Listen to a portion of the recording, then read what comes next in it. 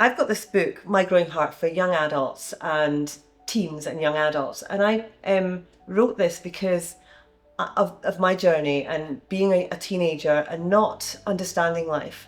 When I lost my mum in my mid-30s, my son was only 1 year old, and I realised that I had so many things I wanted to share with my kids. And so that was part of my journey of writing that book, was for my kids, so that if anything was to happen to me, they would always have that wisdom and, my life journey in there. But in there so when I lost my mum, I actually studied the scriptures. I went into the Bible. I grew up as a Catholic. I went into the Bible and I thought, I want to know where my mum is.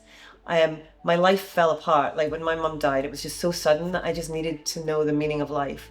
So I actually studied the Bible for 5 years. I mean, literally went through it and, verse by verse, and wrote about it and journaled about it because I just wanted to have answers. But anyway, in that, I came across the three talents, the fable of the three talents. And I actually write about it in My Growing Heart, and how there was the story. If you're not familiar with the story, it's about how this merchant goes off to travel for a year, and he leaves money with his servants. He had 3 servants. He gave one of his servants 10 talents, and he says, I want you to make money with this, use this. And the second servant, he gave 5 talents, and the third servant, he gave 1 talent. So the first with the 10 talents, the first servant with 10 talents used them. He used his life. He took them and he amplified them, and he came back and he made 20 talents. So he doubled them. And the one with the 5 talents, he doubled his coins as well, because talents are coins. So he doubled his coins. But the third one, he was so scared to lose this 1 talent that he buried it and said, I'll keep it safe. So the merchant came back after a year. The one that had the 10 talents gave him the 20 talents, and he said, oh, well done. He said, well done, you've done well. You go and lead. He made him a leader. So the second one, he had his 5 talents. He doubled his talents as well. So he said, well done, you go and lead this group of people. So, they were rewarded handsomely for their efforts because they'd used their talents wisely. Now the third one, he said, oh, I've only got the 1. I've still got the 1 because I was scared to lose it. So I buried it to keep it safe. So he took it off him and he gave it to one of the other merchants. And he just said, you haven't made the most. You've been given these talents to make the most of life.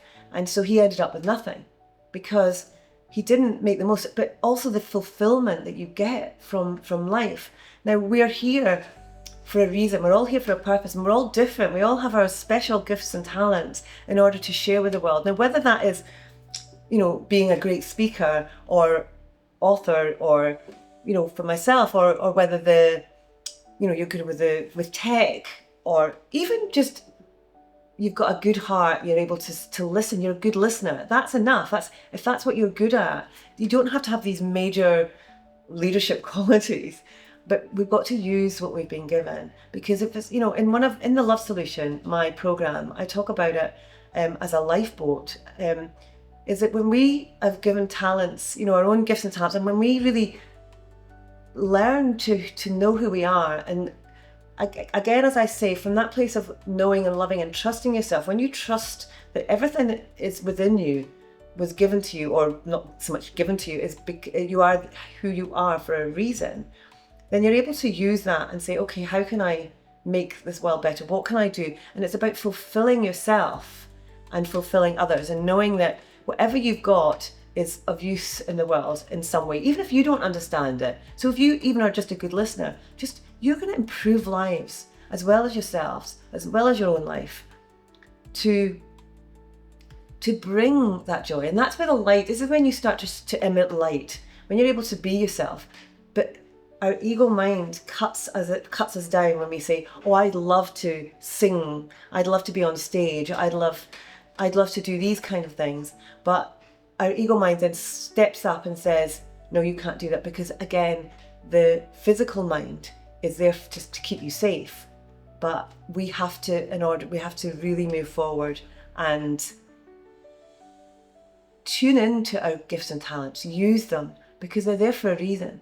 And when we do that, it brings us joy, brings us fulfillment, and also financial gain and wealth. Because if we are doing something against our will, then we have to, if we're doing something against our will or unhappily, we're not putting our love into it.